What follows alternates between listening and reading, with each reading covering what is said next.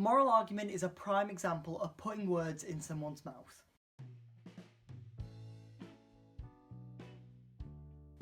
Kant believed that God couldn't be proven through a priori reasoning or logic because these only work in the world of sense experience, and God, Kant believed, is outside of the world of sense experience. However, we can prove God's existence using practical reason. As I mentioned in the introduction, Kant never actually presented a moral argument per se. People just took his philosophy and ethics and created a moral argument to prove the existence of God.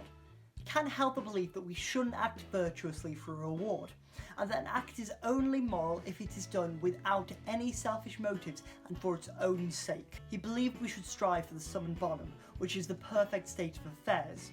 And he said that as we know we ought to be able to achieve the summum bonum, and as ought implies can for Kant, we can achieve the summum bonum.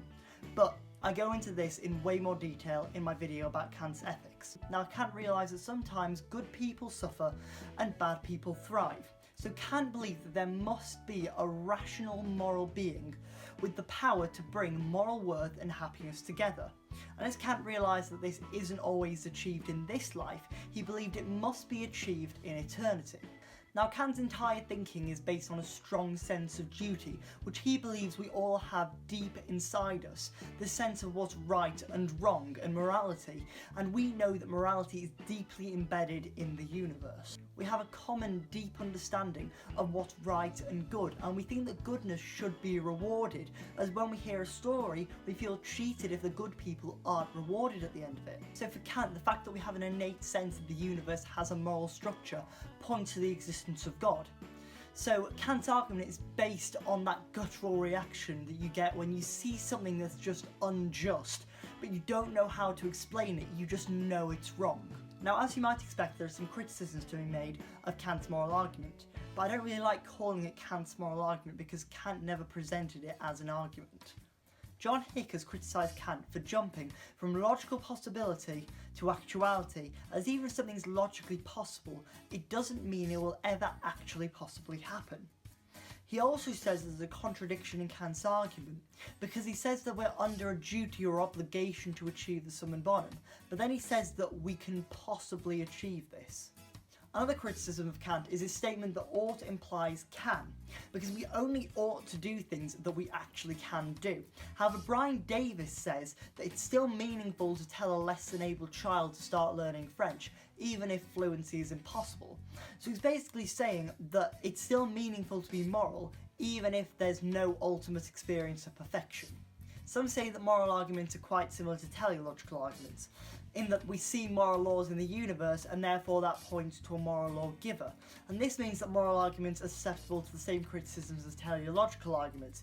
And Brian Davis presents the same criticisms to the moral argument as Hume does to Paley's teleological argument, which is that even if there is a moral lawgiver, there's no reason to suggest that this is the classical theist Christian God. Now, I'll develop this point later, but some people believe that there's no objective morality. People like Freud think that this innate sense of morality that we feel is actually just an internalisation of our parents and society. If we take this to be true, then the moral argument is just completely destroyed, because the moral argument relies on the idea of us having an innate sense of morality. The final criticism I'm going to look at is one presented by Bertrand Russell, which essentially says that religion and morality are actually two opposing ideas, as much evil has been done in the name of religion, such as the Crusades or the burning of witches. And going along the similar idea of religion and morality not being compatible, James Rachels argues that the idea of worshipping a god goes completely against morality, as worship requires the submission of one's moral freedom. Now, Kant isn't the only version of the moral argument. There are other versions of the moral argument which were actually put forward as arguments. One of these versions of the moral argument comes from Aquinas. Remember him? The just war and natural law guy, the guy with the 5 ways of proving that God exists. Yeah, that guy. His 4th way was a version of the moral argument, and he says that through human understanding of right and wrong, we can prove the existence of God. He said that all qualities are caused by the thing that poses the maximum amount of the quality. So all hot things are caused by the hottest thing, or fire. Now, it's clear that this doesn't work in practice, as all large buildings aren't caused by the largest building. But anyway, Aquinas said that all of our moral instincts and demands must come from a being which is morally perfect. And yes, this argument is extremely weak, and that's why many people think that it is the weakest of his 5 ways. A fellow called Cardinal John Henry Newman puts forward his version of the moral argument, which essentially says that when we do something wrong, we feel embarrassed and responsible. And he says that this means that we must have someone to feel responsible to, and he says that this is God. The voice of our conscience is God telling us what is right and wrong, and guiding us in the way that we should go. Now it's time for the biggest criticism of moral arguments. Freud. Freud said that the human mind is made up of 3 layers. The ego, this is our conscious self, we're aware of it, it's what we're thinking about, it's our opinions, it's what makes us angry. The id, which is unconscious and not immediately obvious, and it's made up of our deep repressed wishes and desires, and also our deep and repressed memories. So it's basically a really dark, creepy corner of our mind. And the superego, which is the only one we really need to know about for the moral argument. So the superego is essentially our conscious, it's that voice inside us that tells us what's right and wrong.